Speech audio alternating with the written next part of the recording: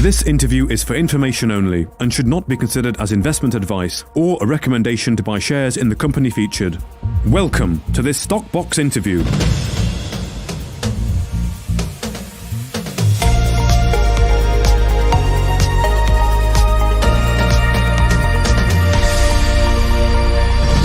Joining us today is Alex Walker, the CEO of East Star Resources, listed on the London Stock Exchange with the ticker EST.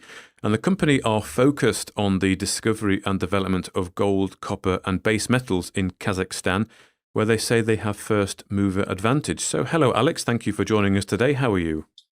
Very well, thanks, Mark. Pleasure to be here, and thank you for having me. Well, thank you very much for your time. Could I ask you, first of all, to introduce the company and the projects that you have and really what you're all about? Certainly. So East Star Resources is a principally copper and gold explorer in Kazakhstan. We've been operating here as a private entity since the start of 2019, and very recently on the 10th of January listed on the main board of the London Stock Exchange, as you said, under the ticker EST. We have 4 licenses in Kazakhstan currently and looking to grow. The 4 licenses we have are in joint venture with the national mining company Talcan Samruk. 2 of them are located in the Chuily orogenic gold belt, and 2 of them are located in the Rudny Alti volcanic massive sulfide belt. And the total land package is over 1,400 square kilometres across those 4 licenses. So why the focus on Kazakhstan then, Alex? The website mentions this first mover advantage. Is that something that is really appealing about Kazakhstan? Is it underexplored? Yeah, very, very much so. So Kazakhstan is about the size of, almost exactly the same size as Western Australia, and very easily arguably has the same mineral potential as Western Australia. And so the country hasn't actually made a real major discovery since about the 1970s, and that's distinctly due to a lack of exploration, both money being poured into the ground and use of modern exploration techniques. So we really hope to be able to reverse that trend with making our own copper and gold discoveries, and hopefully that will start to bring other players into the country as well, and more large and major discoveries can be made, much like the ones that are already existing, the operating mines that are already existing there today. Okay. I like that comparison to Australia there. But what is Kazakhstan like to do business in then? What's the government like, the local infrastructure? The infrastructure is fantastic. So our company is registered at the Astana International Finance Centre. And essentially that's a centre that was put together to entice foreign direct investment into Kazakhstan. It has very clear-cut legal and tax arrangements and incentives for foreign direct investment, and so we're quite comfortable with that format. Further to that, the mineral law has actually been modelled. It changed in 2018 and is modelled on that of Western Australia's, and so there are a lot of similarities in terms of pegging ground. It used to take 2 to 3 years, and now it takes about 10 days to peg ground. So we're feeling very comfortable from a regulatory framework perspective. And on top of that, the President Tokayev has made more statements about additional mineral reform and how much he wants to promote mineral exploration in the country. So we are expecting for explorers more incentives to come in the near future. Okay. And what about other operators in the area? Do you have neighbours or other big companies exploring? Any significant discoveries even? Yes, certainly. I mean, significant discoveries, I think, are hopefully forthcoming in the very near future. As I said, there are people starting to move in now.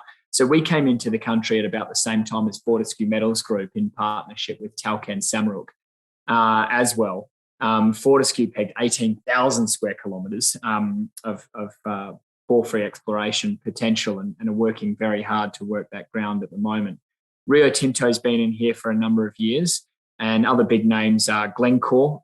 They've been doing a little bit of exploration, but their principal business is the Ridder deposit operation, which is significant copper, gold and base metal project owned by Kazakh. They have 30% of that, and that's also in the east region, right near our Rudny-Alti licenses. Central Asia Metals is listed on the London Stock Exchange and has been operating here for over 7 years now, with a very, very profitable and dividend-paying operation since that time. Okay. Well, let's take a quick look at the projects then in more detail. Could you take us through, you say you have 3 projects, maybe just take us through, give us a bit of an idea of what they're all about and what stage they're at. Sure. So it's 4 licenses, but in essence 3 projects, because the 2 Rudny-Alti licenses are essentially form one big license. The main work that we've done to date is in the Chihuili orogenic gold belt. Our northern license, Atmintas, and our southern license, Dalmi, which total just under 740 square kilometres. On those licenses, we've conducted a magnetic survey in September of 2021, and we drilled 3,127 metres of RC drilling on our northern Atmintas license, which the results of which are just starting to come through at the moment. In fact, last week we announced 63 metres at 4.51 grams per tonne from surface, and ending in mineralisation, which included a bonanza zone of 2 metres at 131 grams per tonne. So we're incredibly excited by that result, and we are very much looking forward to drilling that target with diamond this year, and the additional targets which we still have on the Atmintas license, some of which we're still waiting on drill results for. Okay. On the Rudny-Alti licenses, the plan currently is to fly an EM survey, which should commence around June this year. It's the same technique that Greatland Gold used to discover Havieron. And the other mines in that area have all been discovered at surface. They're incredibly high-grade mines. So we're talking 30 to 50 million tonnes of copper, gold, lead, zinc at grades in excess, value in excess of $450 a tonne at today's prices. So if we can find something very similar to that undercover, that would be an extremely profitable operation. So electromagnetics is the first step on that. And then following up that with drilling potentially this year or early 2023. Okay. So there's plenty of exploration work to come then. What news flow are you looking out for? What are the key milestones along the way? Sure. So we have only announced 12 drill holes so far of our 52-hole program. And so there's additional drill results from the September drilling that we hope to be putting out in the coming weeks and months. On top of that, we have recently acquired some historic data on each of our licenses. So we're in the process of conducting quality analysis and quality control on that data, verifying it, and then ensuring we're comfortable with the results. And then we'll be releasing that to the market as well. Okay. Further, the analysis of the mag work is currently underway. And so the results of that and the interpretation of that will be able to release, we hope, by the end of Q1. And then lastly, we've been very busy from a corporate perspective.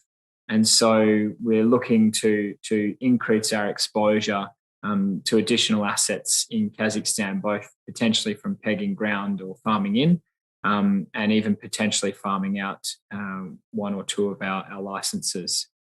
Okay. Well, just looking at the company's market cap, currently sitting at £9 million, so a fairly modest valuation there. Would you say that there's perhaps a good investment case to be made here then, as you prove up and go further down the exploration pathway this year?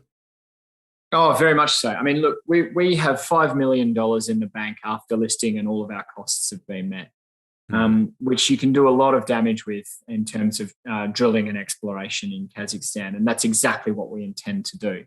So we think that the enterprise value was incredibly modest on listing. It's even more modest today when you consider that we drilled 284 gram meters and put those results out.